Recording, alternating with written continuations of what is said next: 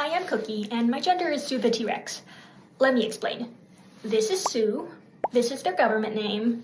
They were discovered in 1990 in South Dakota by Susan Hendrickson, who they were named after, and today they live in the Field Museum in Chicago. Despite being the most complete adult T-Rex ever found, it's not currently possible to determine Sue's sex, so when they came out in 2017, it wasn't just a bit to get people talking about non-binary pronouns, it's also scientifically accurate! Most fossils aren't assigned a sex, as you might imagine, and though we have a lot of T-Rexes, they're all roughly shaped the same, so no one's been able to separate the likely males from the likely females. To this day, there are only a couple definitively sexed individuals that were fossilized while basically dino-pregnant, so for every other T-Rex, we don't really know, and they're all non-binary.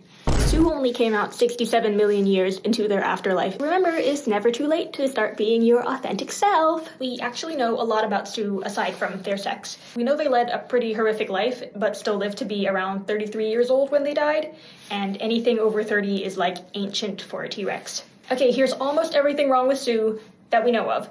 Holes in the jaw, janky shoulder blade, torn tendon, 3 broken and healed ribs, bone infections, arthritis, and gout. For the Tyrant Lizard King, does the Disease of Kings just come pre-installed, or? So they were an absolute trooper and also an absolute unit. Sue has the longest belly ribs of any known theropod, so they were super chunky. We have bigger and chunkier Rexes, but their belly ribs didn't fossilize, so Sue wins on a technicality. Honestly, I don't know why anyone wouldn't look up to this absolute unit of a specimen. You know we need more elder queer icons. Sue was so important for me because they banished all apprehensions of whether I needed to look or dress a certain way to be non-binary enough. Even though we say queer is open for anyone not straight, cisgender, parasex, we still look to culture for how we're allowed to exist. And along comes Sue, who is rocks in the shape of bones, reanimated by the power of memes. And then suddenly it's like, oh my god, that could be me.